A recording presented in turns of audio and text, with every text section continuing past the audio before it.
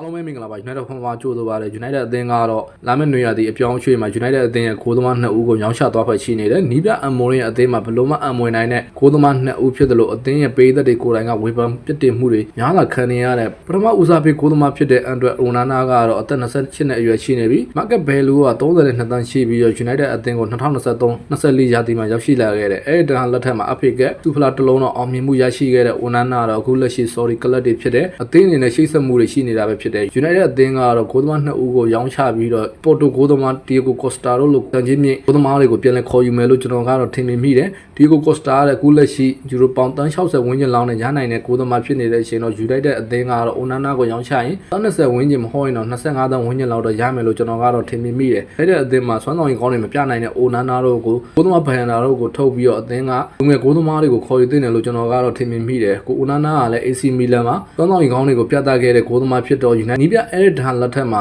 သူ့ရဲ့တပည့်ဟောင်းဖြစ်တဲ့အိုနာနာကိုပြန်လည်ခေါ်ယူခဲ့ပြီးတော့ United အသင်းမှာဝေဖန်ပြစ်တင်မှုတွေများလာခံနေရတဲ့ဂိုးသမားတဦးဆိုရင်လည်းပုံမှန်လိမ့်မယ်။ Sorry ကလပ်တင်းတွေကိုပြောင်းရွှေ့သွားပွဲဆိုပြီးတော့သတင်းတွေထွက်ပေါ်လာတဲ့အချိန်မှာကျွန်တော်တို့ကတော့ထပ်တူဝမ်းသာမိတယ်။ United အသင်းကတော့ဒီတက်ကောင်းတဲ့ option တွေကိုလိုက်ချပြီးတော့ဘယ်ဂိုးသမားတွေအသင်းကိုရောက်ရှိလာအောင်မှလဲဆိုတာကိုကျွန်တော်တို့ရင်ကုန်စိတ်လို့ရှားပွဲဆောက်မြော်အောင်မယ်။ရွှေ့တွေလည်းဖြစ်တယ်။အဲ့တဲ့ဂိုးသမားအိုနာနာကတော့ပြအမိုရင်ရဲ့အသင်းမှာလည်းအခုလက်ရှိအမွေနိုင်ခဲ့တဲ့ဂိုးသမားတဦးဖြစ်တယ်။ပြီးခဲ့တဲ့ပွဲတွေမှာလည်းပေးကိုများစွာပေးခဲ့ရတဲ့ဂိုးသမားဆိုရင်ပုံမှန်လိမ့်မယ် Leicester City နဲ့ပရီးမီးယားလိနောက်ပြီးစုံပွဲမှာဂိုးမပေးခဲ့ရတဲ့အိုနာနာကတော့ဂျီအက်ဆူစီတဲ့နှစ်ကြောလုံးကန်တဲ့ပွဲမှာလည်းပေးကိုရှိခဲ့တဲ့အာဆင်နယ်နဲ့ပွဲမှာလည်းပေးကိုရှိခဲ့ပြီးတော့ဖူဟန်နဲ့ပွဲမှာလည်းပေးကိုရှိခဲ့တဲ့အိုနာနာပေးသက်တွေကိုယ်တိုင်ကဝေဖန်ပြစ်တင်မှုတွေများလာခံနေရတဲ့ဂိုးသမားဖြစ်တယ်ထပ်တူပဲဂိုးသမားဘန်ဟန်ဒါလည်းအာဆင်နယ်နဲ့ပွဲမှာလက်စွမ်းနဲ့ပြခဲ့တဲ့ FCSP နဲ့ပွဲမှာလည်းလက်စွမ်းနဲ့ပြခဲ့တဲ့အခုလက်ရှိဒဏ်ရာပြဿနာတွေရင်ဆိုင်နေရပြီးတော့ United အသင်းနဲ့ပြန်လည်မပူးပေါင်းနိုင်သေးတဲ့ဂိုးသမားဘန်ဟန်ဒါကိုလည်း United အသင်းကရောင်းချသွားပွဲရှိနေတဲ့အချိန်မှာ United အသင်းကဘယ်လိုဂိုးသမားတွေကိုပြန်လည်ခေါ်ယူသွားမှာလဲ United အသင်းစိတ်ဝင်စားတဲ့ဂိုးသမားတွေကတော့ရှိတော့အဲ့ဒီအတွက်ကြောင့်မို့နီးပြအမ်မိုရင်အသင်းနဲ့အဝင်နိုင်မဲ့ဂိုးသမားတွေကိုပြန်လည်ခေါ်ယူပေးမယ်လို့ကျွန်တော်ကတော့ထင်မြင်မိတယ်။ဒါကြောင့်မို့သာနီးပြအမ်မိုရင်အသင်းမှာအမ်မွေမန်းနဲ့ဝေဖန်ပစ်တိမှုတွေခံနေရတဲ့ဂိုးသမားအိုနာနာတို့ကိုရောင်းချဖို့အတွက် United အသင်းပြင်ဆင်နေတာပဲဖြစ်တယ်။ Sorry ကလပ်တွေကလည်းအိုနာနာကိုရမယ်ဆိုရင်တော့ခေါ်ယူမှာတော့အချင်းတွေပဲလို့ပြောလို့ရတယ်။အသက်28နှစ်အရွယ်သာရှိသေးတဲ့ဂိုးသမားအိုနာနာကတော့ PR တွေမရှိတဲ့ Sorry ကလပ်ကိုပြောင်းရွှေ့သွားပွဲရှိတယ်လို့ကျွန်တော်ကတော့ထင်မြင်မိတယ်။နီးပြအမ်မိုရင်ရဲ့အသင်းမှာဘလို့မှအမ်မွေနိုင်တော့တဲ့ဂိုးသမားနီးပြအမ်မိုရင်ရဲ့အသင်းမှာရုန်းကန်နေရတဲ့ဂိုးသမားအိုနာနာကတော့ Sorry ကလပ်အသင်းတွေကိုပြောင်းရွှေ့သွားပြီးတော့ပိုက်ဆက်များစွာရယူပြီးတော့တတရနေသိတယ်လို့ကျွန်တော်ကတော့ထင်မြင်မိတယ်။ဂိုးသမားဘန်နာကလည်းအိုနာနာကရုန်းကန်နေရတဲ့အချိန်မှာသူကိုယ်တိုင်ကပွဲထုတ်ခွင့်တနေရာကိုလူရမယ့်အချိန်မှာဒဏ်ရာပြဿနာရင်ဆိုင်နေရတဲ့အချိန်မှာ